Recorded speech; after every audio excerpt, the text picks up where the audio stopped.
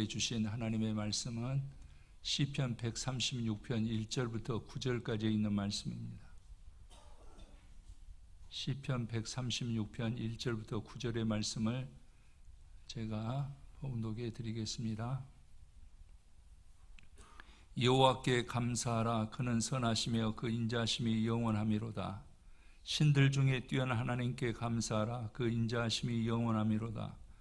주들 중에 뛰어난 주께 감사하라. 그 인자하심이 영원하미로다.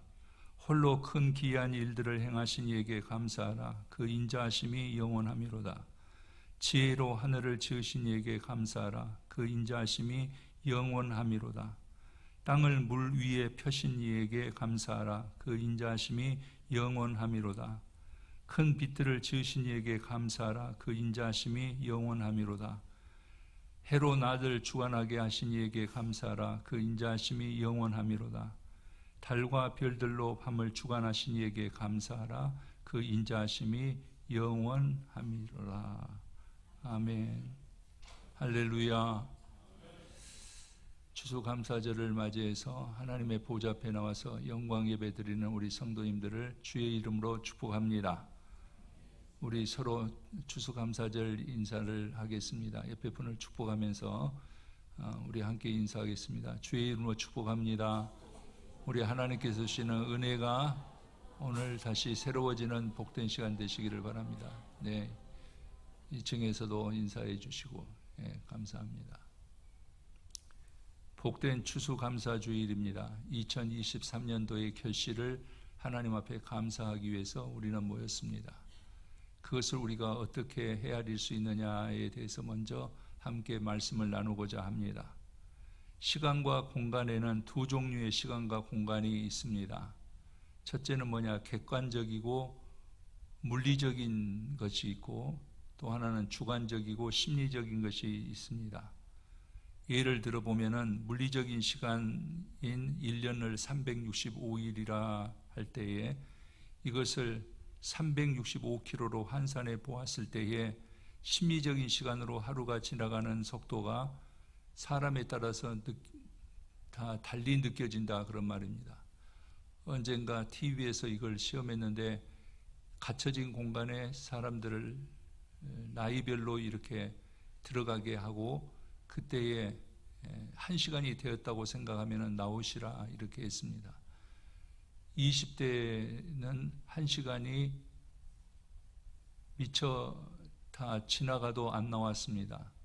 그러나 나이가 드신 그룹일수록 1시간 전에 나왔습니다. 그것은 무슨 말을 하냐면은 젊었을 때는 시간이 늦게 간 것처럼 느껴지고 나이가 들었을 때는 시간이 더 짧게 느껴졌다, 그런 말입니다. 증명된 것입니다. 우리도 생각할 때에 젊었을 때는 시간이 진지하게 가는 것으로 이렇게 생각이 되어졌는데, 저도 이제 나이가 조금 들어보니까 시간이 하루가 얼마나 빨리 가는지 그것을 느낄 수가 있습니다. 이것은 저만의 문제가 아니고 다 20대는 20km, 30대는 30km로 가고 40대는 40km, 70대는 70km 속도로 간다라는 것을 압니다. 그래서 어렸을 때는 못 느꼈던 것들이 나이가 들면서 시간이 빨리 가는구나 라고 말하는 어르신들의 생각이 맞다, 그런 말씀입니다. 공간도 그렇습니다.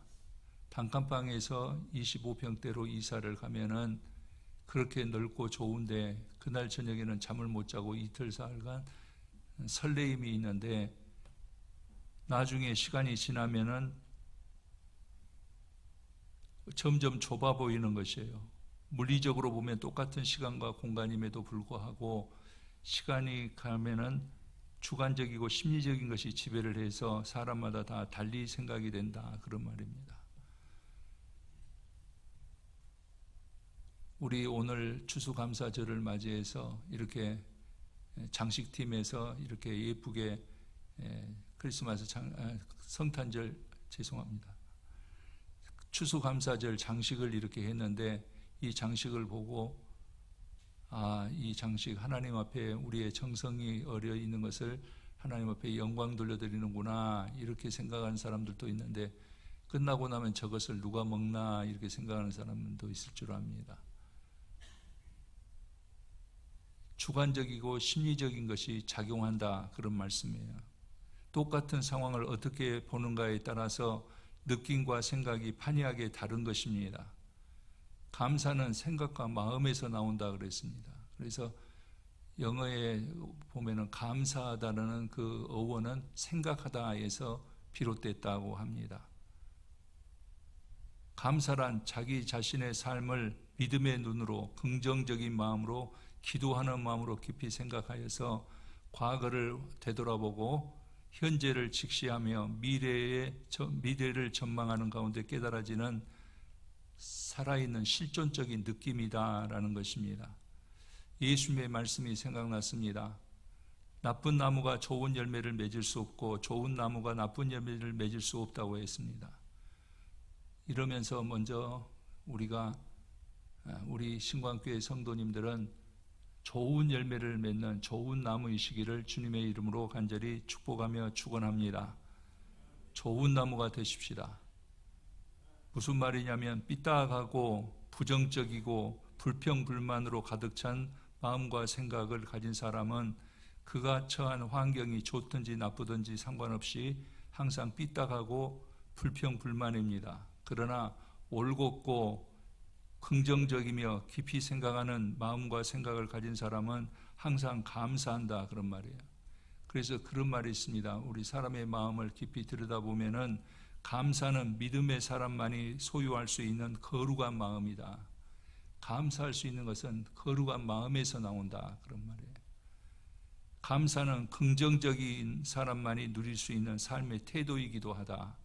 감사는 축복받은 사람들이 가질 수 있는 특권이다, 그런 말입니다. 그래서 감사가 우리에게 있어서 하나님께서 우리의 마음속에 주시는 은혜의 표현이다라고 생각이 되어집니다. 그러기에 감사는 인생의 조건이 어떻든지 간에, 내 삶의 정황이 어떠하든지 간에, 생활 환경의 좋고 나쁨에서 나오는 것이 아니라 하나님의 은혜를 소멸하지 않고 하나님의 말씀을 믿으며 선을 추구하여서 악의 모양이라도 버리는 생각과 마음에 따라서 나오는 것이다, 그런 말입니다. 일체유심조라는 말이 있습니다. 모든 것은 다 마음에서 만들어진다라는 그런 뜻이죠. 그래서 우리가 오늘 추수감사주일을 맞이해서 먼저 생각할 것은 뭐냐면은 이런 마음에서 비롯되고 생각에서 비롯된 것이 있는데 무엇을 감사할 것이냐, 저는 세 가지로 우리 성도님들에게 말씀드리고자 합니다. 그 첫 번째가 뭐냐면은 하나님께서 2023년 올 한 해 우리 한 사람 한 사람에게 베풀어 주신 은혜를 깊이 생각하면서 감사하자, 그런 말입니다. 되돌아봐서 우리 감사의 조건을 찾자, 그런 말씀이죠. 사도 바울의 고백이 다시 생각이 났습니다. 인간적으로 생각해 볼 때 그는 많은 고난을 당한 사람입니다. 예수님을 만난 다음에 그는 자기의 인간적인 장점들, 인간적인 모든 기득권을 다 내려놓고 배설물처럼 버려버리고 고난을 선택한 사람입니다. 근데 그가 고백한 것은 뭐냐? 나의 나된 것은 다 하나님의 은혜라라고 고백하고 있는 것을 볼 수 있습니다. 진정한 감사의 사람이었습니다. 복을 한번 우리도 세어보실 수 있기를 바랍니다. 나도 모르게 감사의 조건들을 헤아리면 감사가 넘쳐나는 것을 알 수 있습니다. 지난 금요일 날 저녁이 우리 당회원들 특성하고 주관으로 우리 심야 기도회를 했는데 그때 부른 찬송이 바로 찬송가 301장이었습니다. 지금까지 지내온 것 주의 크신 은혜라. 제가 신방을 가서 언제나 했던 것이 뭐냐면은 처음에 이 가정에서 제일로 애창하는 것, 우리 제일로 부르고 싶은 찬송이 무엇입니까? 라고 말할 때에 이 지금까지 지내온 것 주의 크신 은혜를 선택하는 성도님들이 대다수였다, 그런 말씀입니다. 우리는 지난 한 해 하나님 앞에 감사할 수 있어야 됩니다. 어떻게 살았는지 코로나 시대에도 하나님께서 우리를 보살펴 주셨고 여기까지 인도하여 주시고 우리에게 은혜를 베풀어 주셨던 그 하나님의 은혜를 감사하는 성도님들이 되시기를 먼저 바랍니다. 두 번째는 뭐냐면은 내가 호흡할 수 있음을 감사하자, 그런 말입니다. 하나님께서 내게 생명을 주시어 사랑하는 가족과 알콩달콩하게 살고 있지 않습니까? 건강을 주셔서 내게 주어진 일을 열심히 하고 살 수 있게 해주셨고 좋은 사람들을 만나고 좋은 성도님들을 만나는 것을 우리는 감사해야 돼요. 요즘에 보면은 단풍이 한참 이제 어우러져서 예쁘게 물들어 있습니다. 그것을 보고도 우리가 감사하고 차 한 잔을 앞에 놓고도 감사하는 그런 나날 얼마나 감사하냐, 그런 말입니다. 놀라운 기적과 같은 삶이 우리에게 주어지고 있음을 감사하는 사람이 되시기 바랍니다. 혹 누군가는 하박국 선지자의 고백처럼 가진 것이 별로 없고 누구 하는 백도 없고 신통한 재주 하나 없고 알아주는 사람 하나 없고 하는 일 안 풀려서 힘들고 마음 답답할 수가 있습니다. 그러나 그럼에도 불구하고 내가 지금 숨쉬고 살아있어 이 자리에서 하나님을 예배하고 있다는 것이 감사할 수 있는 조건이 되시기를 바랍니다.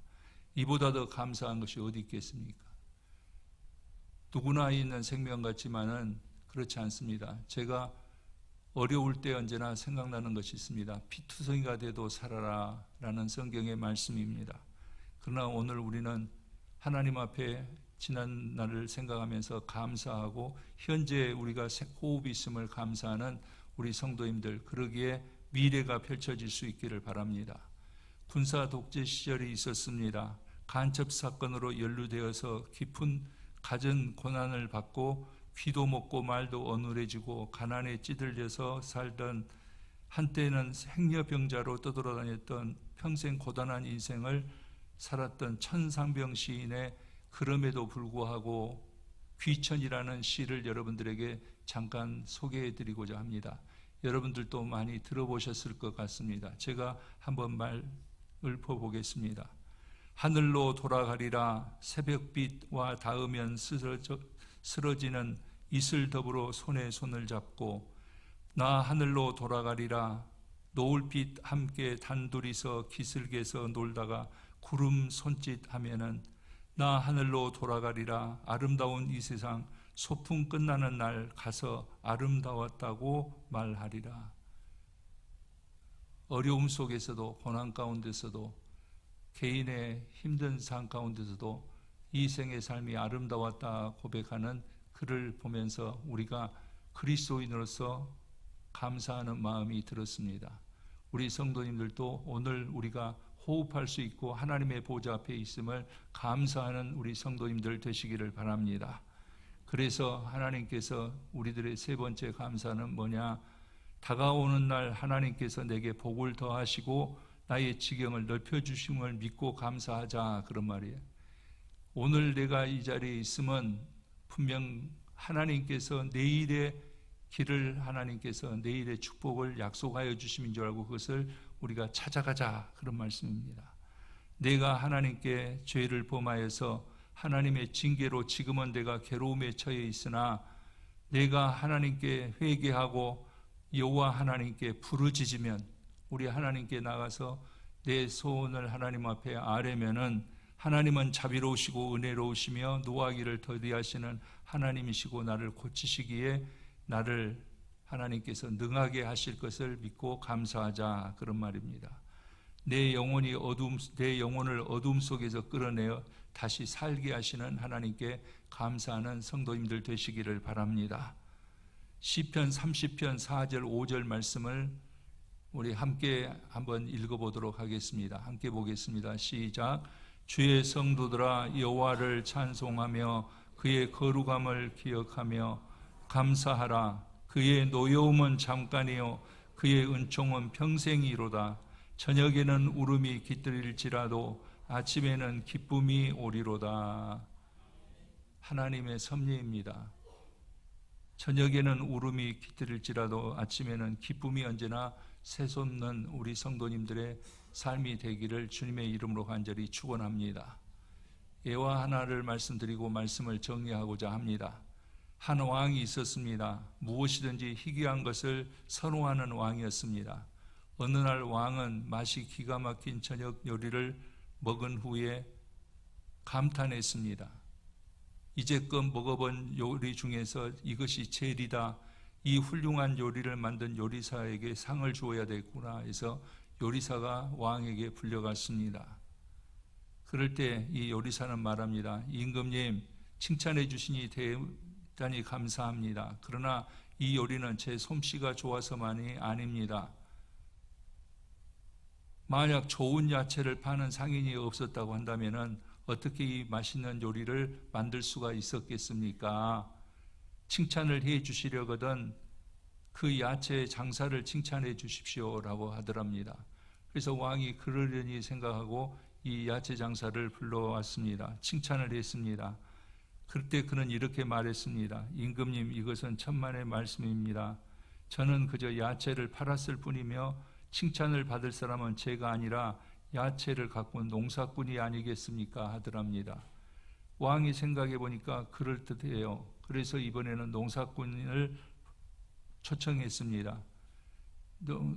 그리고 자기가 농사한 야채가 세상에서 가장 맛있다는 것을 듣는 순간 그는 깜짝 놀라면서 왕에게 이렇게 말했습니다. 임금님, 저는 그저 손질만 했을 뿐입니다. 제가 땅을 갈아 씨를 심어도 때를 따라서 햇빛과 비를 주시는 분이 없었다고 한다면 제가 잎사귀 하나 열매 하나 어떻게 만들어낼 수 있겠습니까? 감사의 모든 인사는 하늘에 계신 하나님께 드려야 함이 아니겠습니까? 저는 그렇게 생각합니다 하더랍니다. 이것을 보면서 저는 그런 생각을 했습니다. 우리가 정말 감사가 어디서부터 시작됐는가? 우리가 생각해 볼 때 인간의 어떤 장점이나 인간의 어떤 배움이나 인간의 어떤 지혜나 인간의 어떤 소유에서부터 비롯된 것이 아니라 오늘까지 우리를 가꾸시고 우리를 인도하시고 우리를 하나님께서 복에 복을 더하여 주셨기 때문에 이 시간 우리가 있다라는 것을 깨닫고 감사하는 성도님들이 되시기를 바랍니다. 다 하나님께로부터 시작됐다, 그런 말씀입니다. 2023년 추수감사주를 우리가 맞이하여서 이제는 내 마음과 생각을 재점검하고 새롭게 하나님을 만나는, 하나님을 향한 소원이 우리 성도님들에게 있었던 것을 하나님께서 헤아려 주셔서 하나님께서 내일과 내달 내년을 축복의 나날로, 축복의 삶으로 허락하여 주시기를 예수 그리스도의 이름으로 간절히 축원합니다. 우리의 마음속 깊은 곳에서부터 하나님 앞에 감사하면은 하나님께서 축복의 내일을 허락해 주시고 우리가 그 하나님의 섭리에 따라 살면은 또 한 번 주어지는 우리의 삶 속에 하나님의 은혜가 충만하여서 정말 감사가 넘쳐나는 우리 하나님께서 주시는 은혜의 나날들의 주인공이 우리 신광교회 성도님들이 되시기를 예수 그리스도의 이름으로 간절히 축원합니다. 기도드리겠습니다.